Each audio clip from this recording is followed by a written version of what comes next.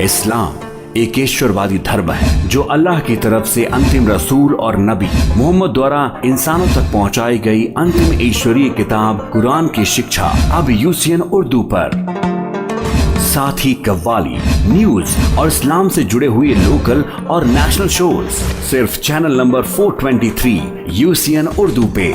बिस्मिल्लाहिर्रहमानिर्रहीम अल्हम्दुलिल्लाहि वकफ़ा वस्सलामुन अला इबादिहिल्लज़ीना इस्तफ़ा अम्मा बाद अऊज़ु बिल्लाहि मिनश्शैतानिर्रजीम बिस्मिल्लाहिर्रहमानिर्रहीम लक़द कान लकुम फ़ी रसूलिल्लाहि उस्वतुन हसनतुन लिमन कान यर्जुल्लाह वल यौमल आखिर व ज़करल्लाह कसीरा वक़ाल अन्नबिय्यु सल्लल्लाहु अलैहि वसल्लम ला युमिनु अहदुकुम हत्ता अकून अहब्ब इलैहि मिन वालिदिही व वलदिही वन्नासि अजमईन। सदक़ल्लाहुल अज़ीम व सदक़ रसूलुहुन नबियुल करीम। अल्लाहुम्मा सल्लि अला सय्यिदिना मुहम्मद व अला आलि सय्यिदिना मुहम्मदिन व बारिक व सल्लिम। मुअज़्ज़ज़ नाज़रीन, हम सबको मालूम है कि ये रबीउल अव्वल का महीना चल रहा है। रबीउल अव्वल का महीना जब भी आता है तो हमारे दिलों में खुशियाँ भर जाता है, हमारे दिल खुशियों से लबरेज़ हो जाते हैं, तशक्कुर के जज्बात से लबरेज़ हो जाते हैं कि प्यारे अल्लाह का बहुत बड़ा एहसान है, करम है, शुक्र है कि उसने इसी माह मुबारक के अंदर नबी अकरम सल्लल्लाहु अलैहि वसल्लम को पैदा फरमाया और हमें आपको सबको नबी अकरम सल्लल्लाहु अलैहि वसल्लम की उम्मत में शामिल फरमाया। अंबिया इकराम बहुत आए, बहुत सारी उम्मतें आईं, तकरीबन 1,24,000 अंबिया इकराम अलैहिमुस्सलातु वस्सलाम आए। हमारे नबी हज़रत मोहम्मद मुस्तफ़ा सल्लल्लाहु अलैहि वसल्लम सबसे आखिरी नबी हैं, ख़ातमुन नबिय्यीन हैं। आपके बाद अब कोई नया नबी आने वाला नहीं है और ये उम्मत, हम और आप आखिरी उम्मत हैं, अब कोई नई उम्मत आने वाली नहीं है।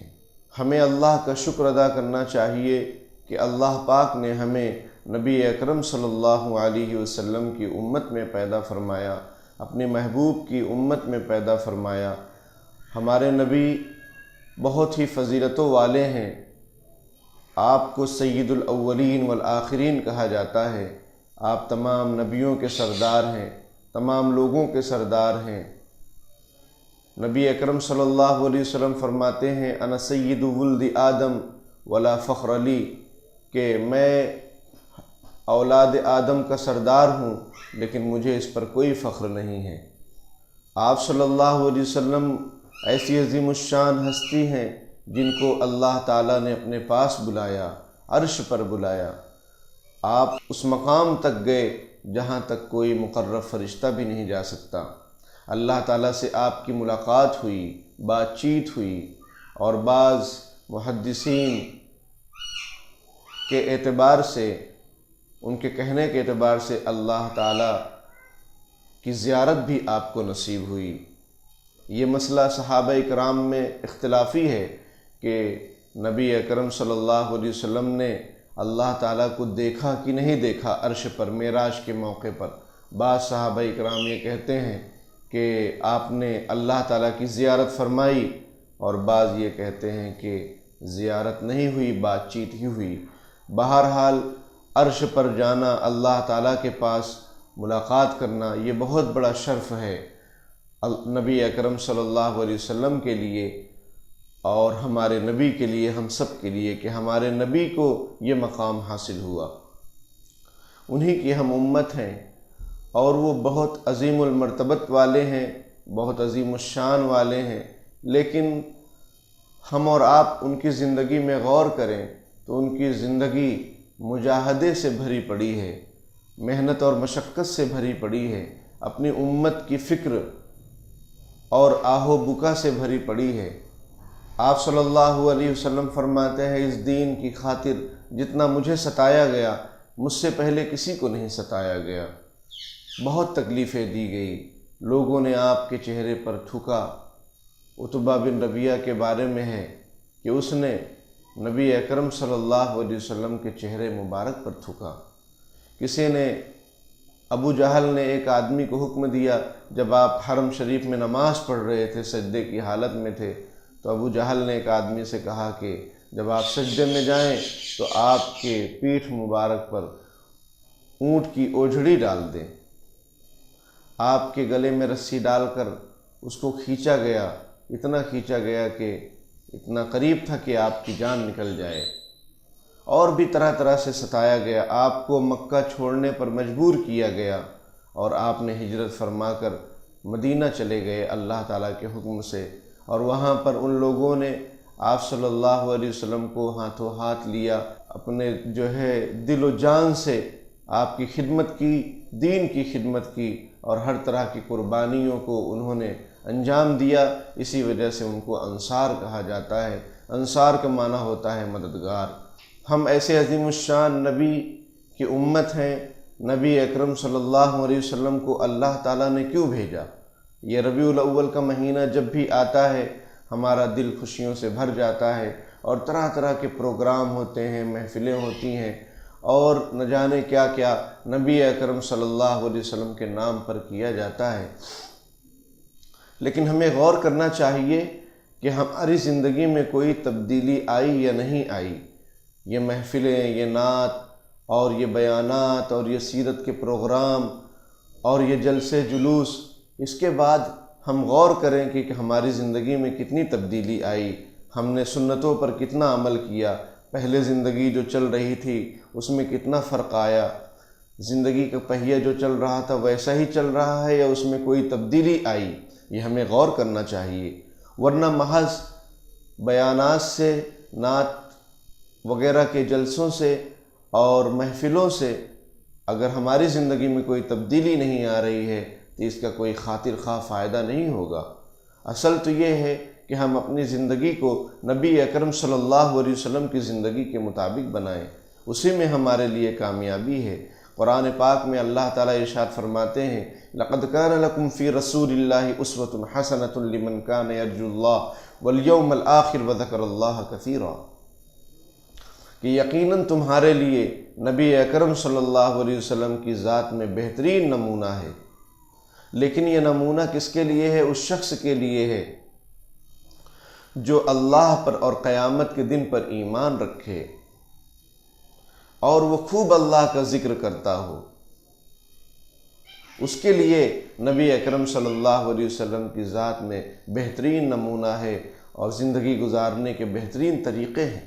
دنیا میں پیدا ہو جانا اور اپنی منمانی زندگی گزار لینا اور مر جانا یہ ناکامی کی دلیل ہے۔ اللہ تعالیٰ نے ہمیں پیدا فرمایا، اللہ کا ہم شکر ادا کریں، اور مسلمان ماں باپ عطا فرمائے۔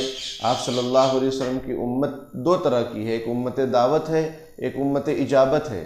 امت دعوت اس کو کہتے ہیں جس کو ابھی دین کی بات کو بتلانا ضروری ہے، یعنی وہ ابھی آپ صلی اللہ علیہ وسلم کو اور اللہ تعالیٰ کو انہوں نے نہیں مانا ہے، جیسے کفار مشرکین، تو ان تک بات پہنچائی جائے کہ بھائی اللہ ایک ہے اور پروفٹ محمد صلی اللہ علیہ وسلم اللہ کے پیغمبر اور رسول ہیں، اور انہی کے طریقے پر چلنے سے 100% کامیابی ہے۔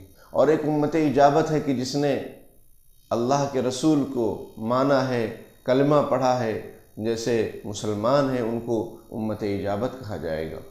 تو اللہ تعالیٰ نے کرم فرمایا ہم سب پر کہ ہمارے اندر نبی اکرم صلی اللہ علیہ وسلم کو بھیجا، اور انہوں نے اپنی تعلیمات سے لوگوں کے رخ کو موڑا، لوگوں کی زندگیوں میں تبدیل آئی۔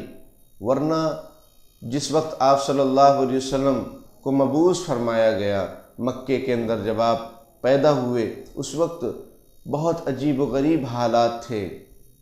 جو طاقتور ہوتا وہ کمزور پر بہت ظلم کرتا، عورتوں کو تو کوئی حقوق ہی نہیں ملتا تھا، ان سے یہ کہا جاتا کہ تم گھڑ سواری نہیں کر سکتی، تم جنگ نہیں لڑ سکتی، تمہیں کوئی حق نہیں ملے گا۔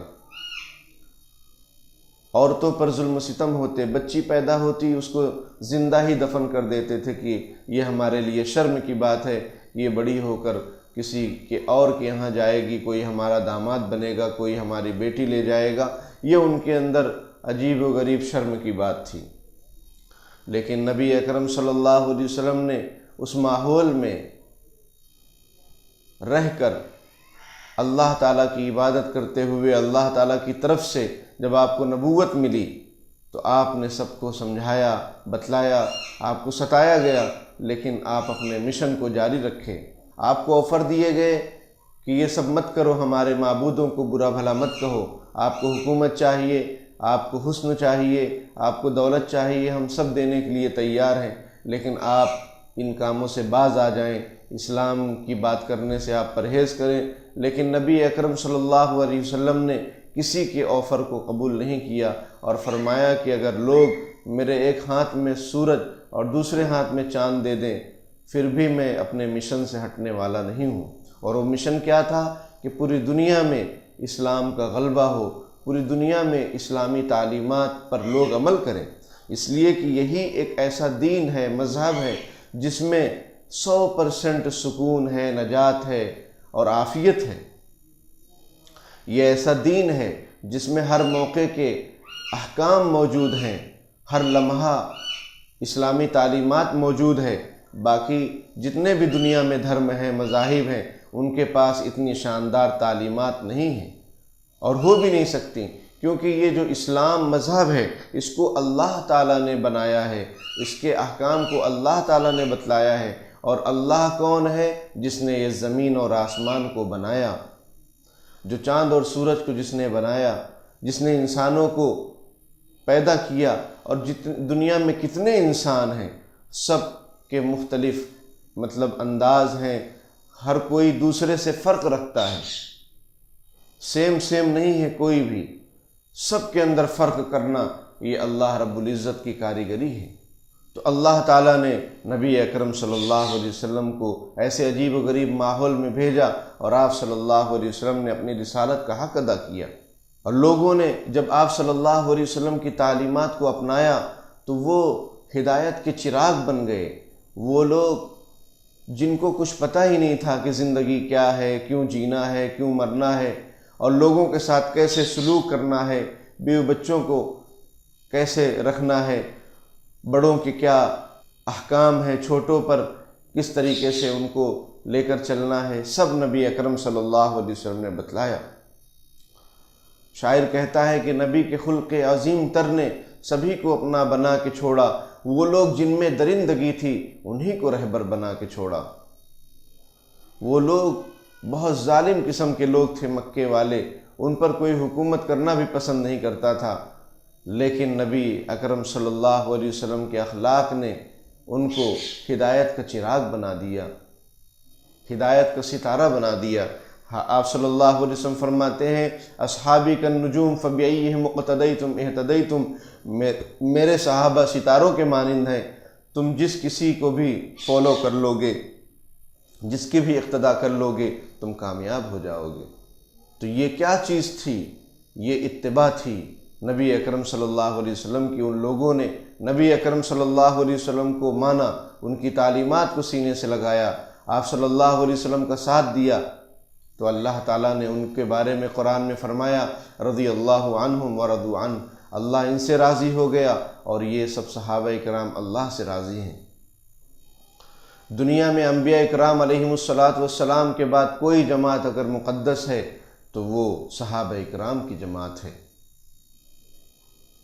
میرے بھائیوں، آج بھی ہم 100% کامیاب ہو سکتے ہیں، ہمارے گھروں میں سکون آ سکتا ہے، ہمارے ملک میں چین آ سکتا ہے، ہم خوشحال زندگی گزار سکتے ہیں، دنیا میں بھی اور مرنے کے بعد بھی بہترین زندگی ہمیں مل سکتی ہے۔ اس کا ایک ہی راستہ ہے، وہ راستہ ہے نبی اکرم صلی اللہ علیہ وسلم کے طریقوں کو اپنانے کا۔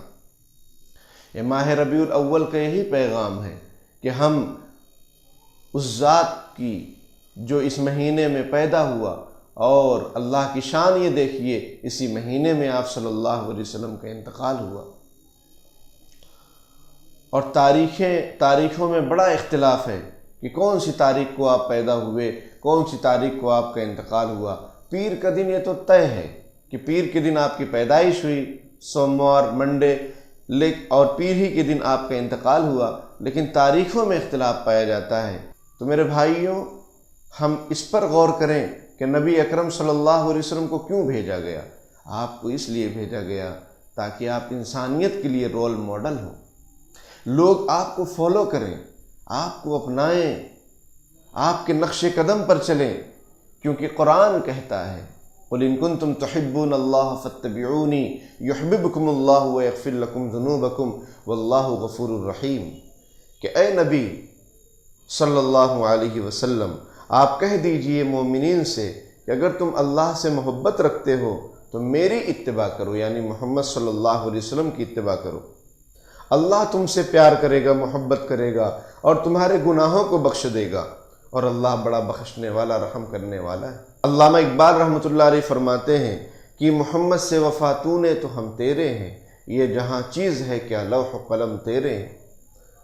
اسی آیت کا ترجمہ حضرت علامہ اقبال رحمۃ اللہ علیہ کر رہے ہیں کہ محمد صلی اللہ علیہ وسلم سے وفاداری کرو، تو اللہ تعالیٰ فرما رہے ہیں کہ ہم تمہارے ہیں، اور جب ہم تمہارے ہیں تو یہ دنیا کیا ہے، تقدیر تمہاری ہے، لوح و قلم تمہارے ہیں، اور اگر تم نے محمد صلی اللہ علیہ وسلم کی اتباع نہیں کی، پیروی نہیں کی، ان کو 100% نہیں فالو کیا، تو میرے بھائیوں یاد رکھیں، ہم دنیا میں پنپ نہیں سکتے، کامیاب نہیں ہو سکتے، ہم ذلیل اور رسوا ہوتے رہیں گے اور اپنے دین کو بدنام کرتے رہیں گے۔ عامر عثمانی مرحوم کے بڑے شاندار اشعار ہیں جو انہوں نے اپنی کتاب یہ قدم قدم بلائے میں لکھا ہے۔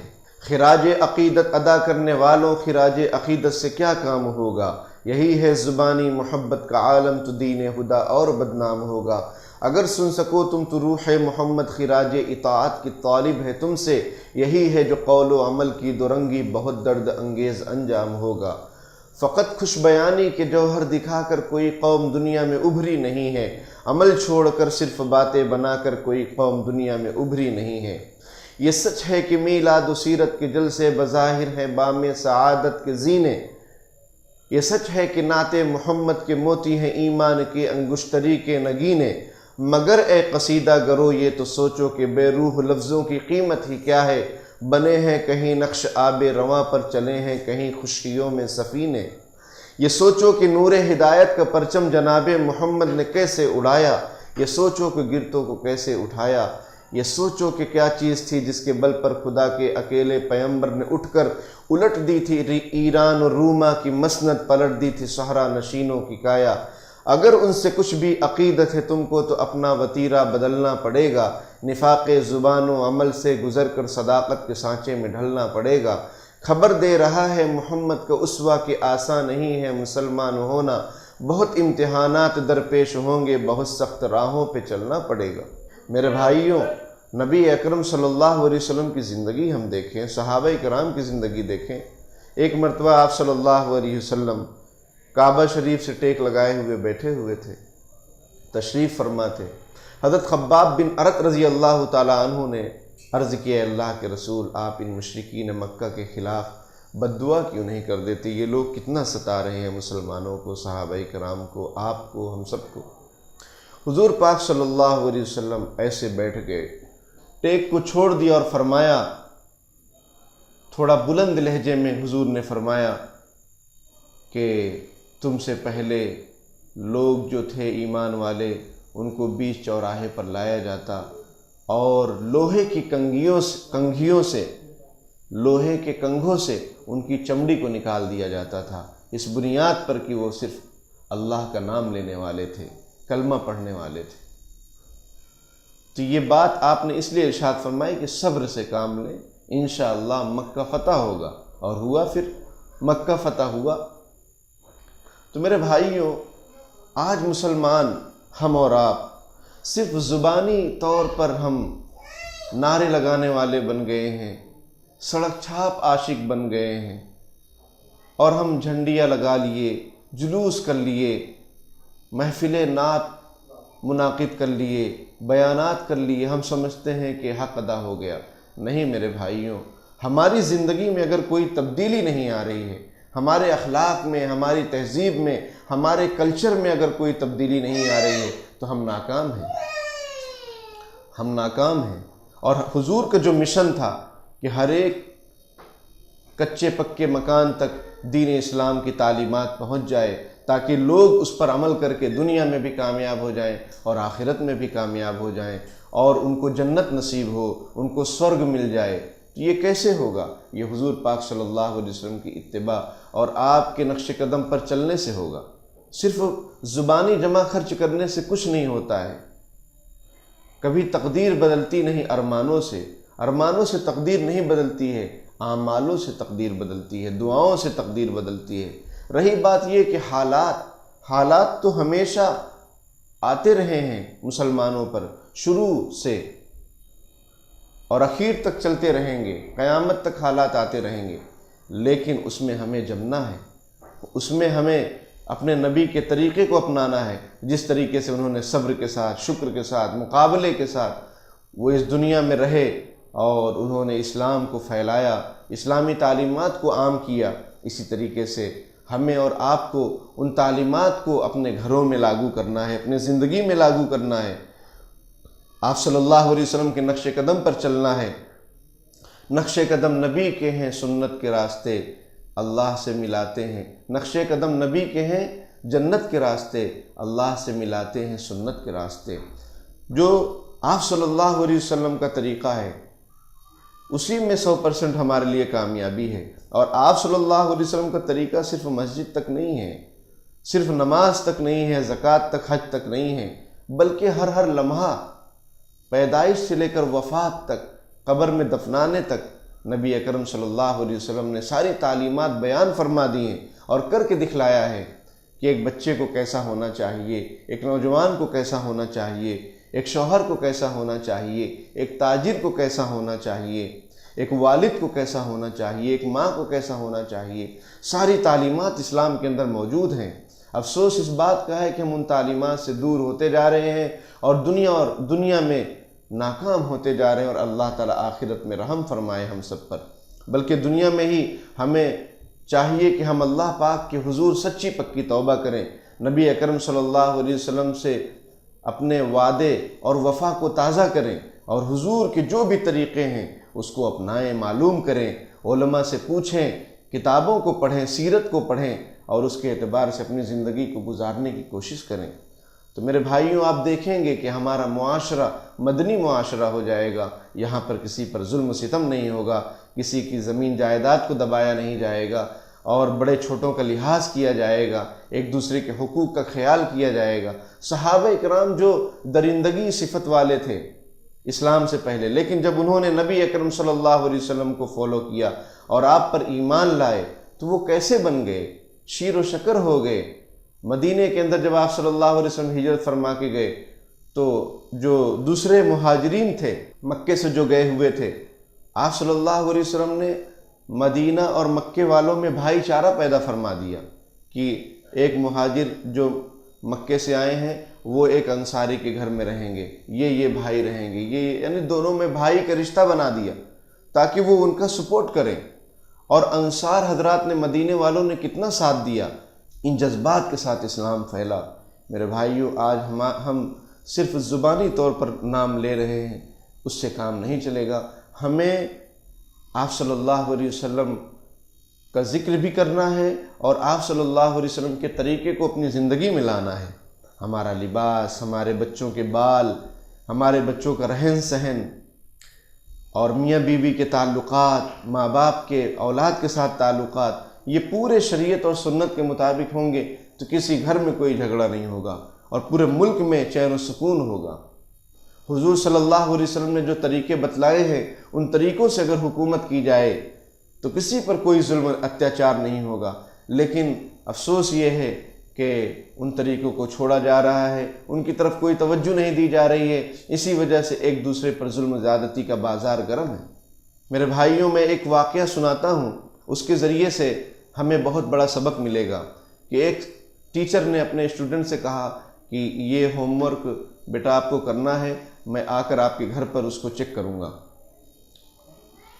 تو جب دوسرے دن ٹیچر اپنے اسٹوڈنٹ کے گھر پہنچا تو اس نے دیکھا کہ قالین بچھا ہوا ہے اور پھول اس کے اوپر ڈالے جا رہے ہیں، ٹیچر کے اوپر رنگ برنگ جھنڈیاں لگی ہوئی ہیں۔ ٹیچر نے کہا بیٹا یہ سب کیا ہے؟ اس نے کہا کہ اسٹوڈنٹ نے کہا کہ سر آپ ہمارے گھر پر آئے ہیں، ہم آپ کا استقبال کرتے ہیں، ہم محبت کا اظہار کرتے ہیں۔ پھر جب ٹیچر گھر میں تشریف رکھے بیٹھے تو انہوں نے کہا کہ بیٹا جو ہم نے آپ کو ہوم ورک دیا تھا وہ ہوم ورک لائیے، آپ نے کتنا کام کیا؟ تو اسٹوڈنٹ نے کہا کہ سر میں نے وہ ہوم ورک نہیں کیا، میں تو انہی کاموں میں لگا رہا۔ تو بتائیے کہ ٹیچر کا دل خوش ہوا ہوگا یا ناراض ہوا ہوگا کہ جو اصل کام اس نے دیا تھا وہ کام تو اسٹوڈنٹ نے کیا نہیں، طالب علم نے کیا نہیں، اور جو کام اس نے نہیں کہا تھا، نہ اس نے تاکید کی تھی، اس کو جو ہے ان کاموں میں یہ مگن رہا۔ تو میرے بھائیوں آج ہماری حالت یہی ہے کہ جو آپ صلی اللہ علیہ وسلم کا مشن ہے کہ ہم شریعت اور سنت پر پورے طور پر عمل کریں اور لوگوں کو بھی سمجھائیں، بتلائیں کہ بھائی دیکھو یہ سچا راستہ ہے اور یہ صحیح دین ہے اور یہ صحیح تعلیم ہے، ہم نہ خود عمل کر رہے ہیں، نہ اپنے گھر میں، نہ اڑوس پڑوس میں، نہ اپنے محلوں میں نہ بتلا رہے ہیں، بلکہ دوسرے کاموں میں لگے ہوئے ہیں۔ تو آپ بتائیے کہ کل قیامت کے دن اللہ کے نبی ہم سے خوش ہوں گے یا ناراض ہوں گے کہ ہم نے جو آپ کو مشن دیا تھا، جو بتلایا تھا کہ میرے طریقے کو لازم پکڑو، میرے صحابہ اکرام کے طریقے کو لازم پکڑو اور میرے خلفائے راشدین کے طریقے کو لازم پکڑو، تم نے اس کو تو نہیں لازم کیا، اپنے اوپر لاگو کیا اور تم اپنی منمانی کرتے رہے، اور جو کام ہم نے نہیں بتلائے تھے وہ کام میں تم پڑے رہے۔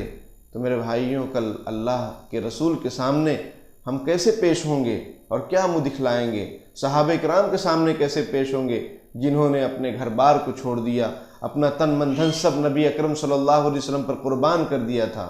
ہم کیا کر رہے ہیں؟ ہم تو صرف نام لیوا ہیں، نام لینے سے کیا کام ہوگا؟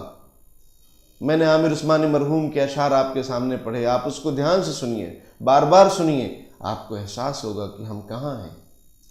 اور وہ لوگ جو چمک گئے، جن کی زندگیاں اللہ کو پسند آئیں، وہ کیوں پسند آئیں کہ انہوں نے اپنی زندگی کو، اپنی خواہشات کو نبی اکرم صلی اللہ علیہ وسلم کی زندگی کے مطابق بنا دیا۔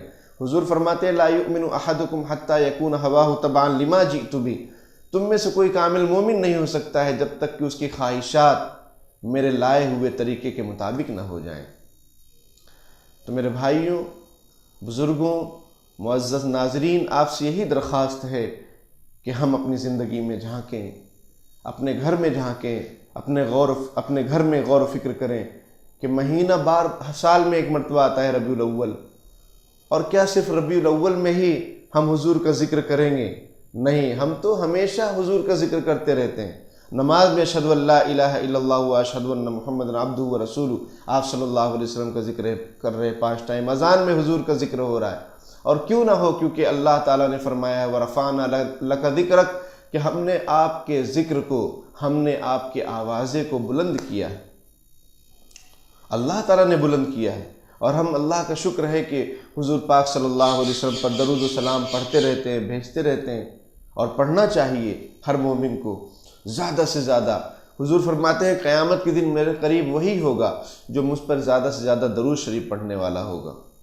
تو میرے بھائیوں، ہم خوب آپ صلی اللہ علیہ وسلم پر درود و سلام بھیجیں، اور آپ صلی اللہ علیہ وسلم کی جو لائف اسٹائل ہے اس کو اپنی لائف اسٹائل بنائیں، آپ کی سنتوں کے مطابق زندگی گزاریں، تو انشاءاللہ علامہ اقبال کا جو شعر ہے وہ اس کے ہم مصداق بن جائیں گے کہ محمد سے وفا تو نے تو ہم تیرے ہیں، یہ جہاں چیز ہے کیا لوح و قلم تیرے ہیں۔ سب کچھ ہمارا ہو جائے گا، ملک ہمارا ہو جائے گا، پوری دنیا ہماری ہو جائے گی، کیونکہ اللہ ہمارے ہو جائیں گے۔ اور اگر ہم نے حضور کے طریقے کو چھوڑا تو ہمارے بچے ہمارے نہیں ہو سکیں گے، ہمارے اپنے ہمارے نہیں ہو سکیں گے، کیونکہ جب اللہ کے حکموں کو توڑا جاتا ہے، رسول اللہ صلی اللہ علیہ وسلم کی سنتوں کو چھوڑا جاتا ہے، تو اپنے بھی بیگانے ہو جاتے ہیں، اپنے بھی پرائے ہو جاتے ہیں، کیونکہ اس کی ایک نحوست ہوتی ہے، اس کی ایک اللہ تعالیٰ کی طرف سے پکڑ ہوتی ہے۔ اور جب ہم شریعت سنت پر چلیں گے تو بیگانے بھی اپنے ہو جائیں گے، پرائے بھی اپنے ہو جائیں گے، کیونکہ اللہ تعالیٰ کی طرف سے ایک محبوبیت ہوتی ہے، اللہ تعالیٰ لوگوں کے دلوں میں محبت ڈال دیتے ہیں۔ دعا ہے کہ اللہ تعالیٰ کہنے سننے سے زیادہ عمل کی توفیق عطا فرمائے، اور ربیع الاول کا جو پیغام ہے کہ ہم 100% نبی اکرم صلی اللہ علیہ وسلم کی سنتوں کے مطابق چلنے والے بن جائیں، آپ صلی اللہ علیہ وسلم کا عشق، آپ صلی اللہ علیہ وسلم کی محبت کو اپنے دلوں میں پیدا کرنے والے بن جائیں، اور اس کو اپنے کردار سے، گفتار سے ظاہر کرنے والے بن جائیں۔ اللہ تعالیٰ وہ ہم سب کو نصیب فرمائے۔ آمین۔ وآخر دعوانا الحمدللہ رب العالمین۔